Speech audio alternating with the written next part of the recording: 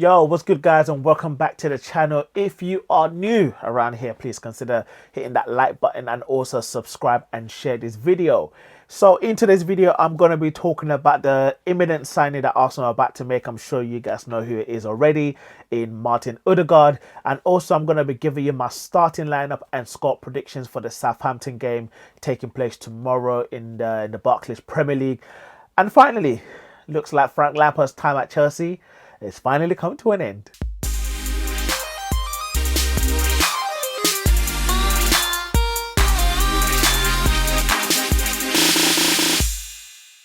So guys, in this video, I'm going to be giving you my starting lineup and score predictions for the game against Southampton at St. Mary's tomorrow. But before I do that, I just basically wanted to touch on the imminent signing that we are about to make and should be announced very, very soon.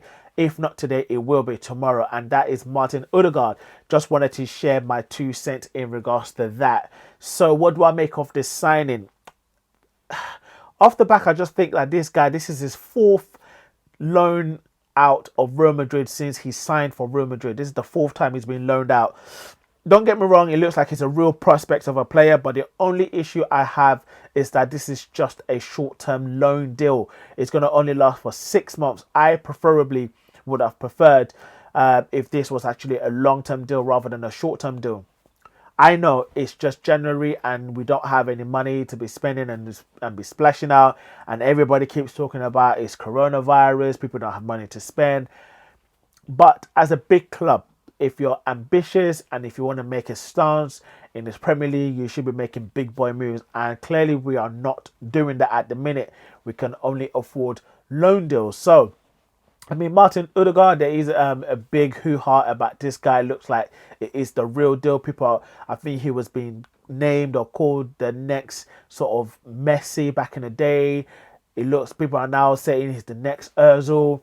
And honestly, in all fairness, I do know about the guy, but I haven't really watched him at depth. There are stats to suggest that he had a very successful loan spell at I think it was Real Sociedad last year. Correct me if I'm wrong in the comments below.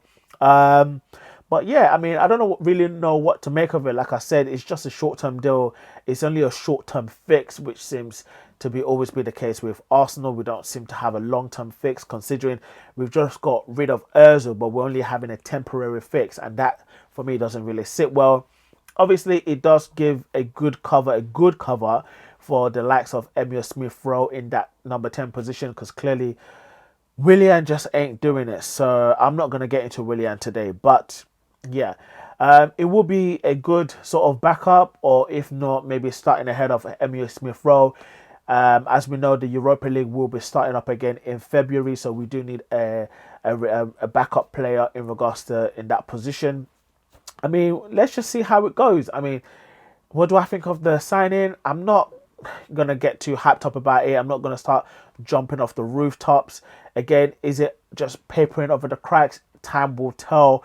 Like I said, I just wish it would have been a longer term signing rather than a temporary fix, because the fact is it can come to Arsenal, have a very, very good spell, and then Real Madrid will be like, actually, you know what, we're going to keep him, or slap on a massive price tag on him, probably going up to about £50 million, and knowing Arsenal, we won't be able to afford him. Let me know in the comments below what you guys think in regards to the signing. Are you excited? Are you sort of in between? Do you not really care? Let me know in the comments below. I would love to hear from you guys. Now, before I move on to my starting lineup and prediction, as you guys know, the breaking news from today, Frank Lampard got sacked by Chelsea today.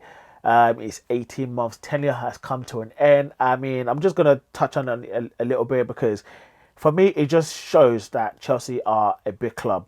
They're an ambitious club. They want to win trophies, and they don't have any time to be wasting, and they don't have any time to sit about and letting the board letting their team go down the drain and all their money go down the drain and not do anything about it.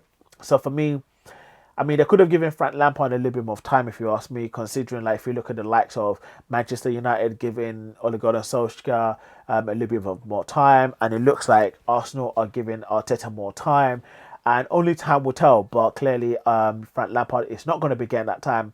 And obviously it's been suggested and reported that the former PSG manager Thomas Tuchel, however you pronounce his name, is going to be taking over at Chelsea. So that is very interesting indeed. But yeah, good luck to them.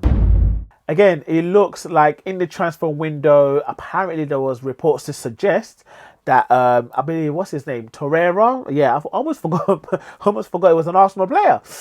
Is currently on loan at Atletico Madrid. There are suggestions to support that, or to suggest, should I say, that he might actually be coming back to Arsenal and he'll be ending his loan spell at Atletico Madrid slightly earlier than planned. And there are also other clubs such as Fiorentina and so forth that actually want to take him either on a permanent contract or on a loan deal till the rest of the season. We'll wait and see how that one plans out.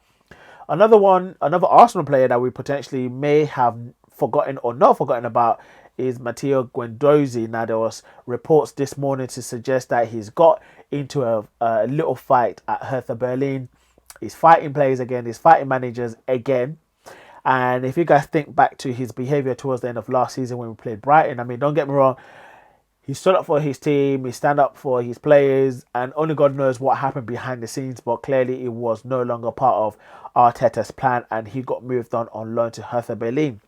Now, it looks like he was having a great time over there in Germany, scored a few goals. I mean, it looks like he was making all the headlines for the right reasons. However, most recently, it looks like now there might be on the verge of potentially taking him back or sending him back to Arsenal, should I say. So, yeah, let me know in the comments below what you guys think in regards to all the stories that are coming out in regards to all the players linked with Arsenal. The big one. Now, moving on to the Southampton game. As you guys would have seen in my last video, I wasn't impressed and I wasn't happy, and I'm sure a lot of Arsenal fans were pissed off just as much as I was, because obviously we are now out of the FA Cup. You know, we missed up on a big opportunity to defend our trophy, but hey, it is what it is. I don't know if I've gotten over that yet, but you know, it is what it is. But now we're going to be playing Southampton again in the Premier League. Now, this is a massive 3 points. Every game is a massive 3 points for me from now towards to the end of the season, to be really honest. And I think we have to beat Southampton in order to move forward. I was obviously looking at potentially the type of players that Southampton might be able to field, and it looks like apparently I think Bertrand might be suspended, I believe, and also Carl Peter Walkers might not be able to play or something along those lines. So it looks like they're flanked. Now it just goes to show maybe the reasons why, or explains the reason why they started in the FA Cup, knowing fully well they won't be able to play in the Premier League. Now, to be real honest, I expect Southampton to come at the blocks just the same way that they did in the FA Cup game on the weekend. So it just goes to show for me, in regards to the starting lineup against them, we have to bring back all our big players. I still don't know at the time of this recording. I don't know what is going on with Aubameyang. We don't know what's going on with his personal situation at the minute. There hasn't been any news coming out just yet, but we do obviously wish him the best. I anticipate that he's not going to start, or he's not even going to be in the squad against Southampton tomorrow. So for me, in regards to my starting lineup, starting from the back, again, we're going to have to go and start with Bert Leno. Then, now we're going to be playing a 4-2-3-1 as per usual. Now, who do I put on the right back? Oh, that's a tough one, you know. I'm going to have to go with Cedric on this one, unfortunately. I think, obviously, considering in the last Premier League game, Cedric played really well.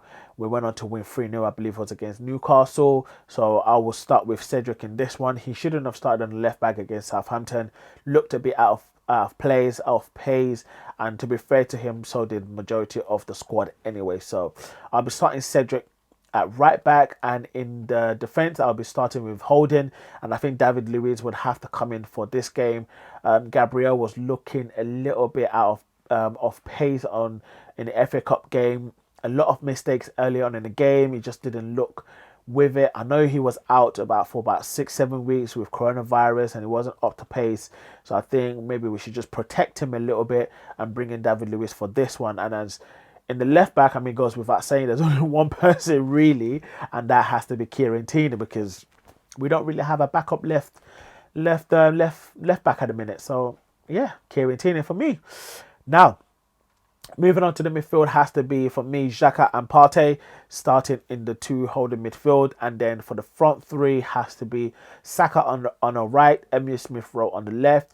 And like I said, I'm not expecting Aubameyang to be in the squad. So if it's not in the squad, I'm going to be going with Martinelli on the left flank. I think he had a poor game, don't get me wrong, against Southampton. But again, I personally wouldn't be playing Pepe or Willian in the starting lineup. Maybe they can sit on the bench, watch the game, and then potentially bring them on.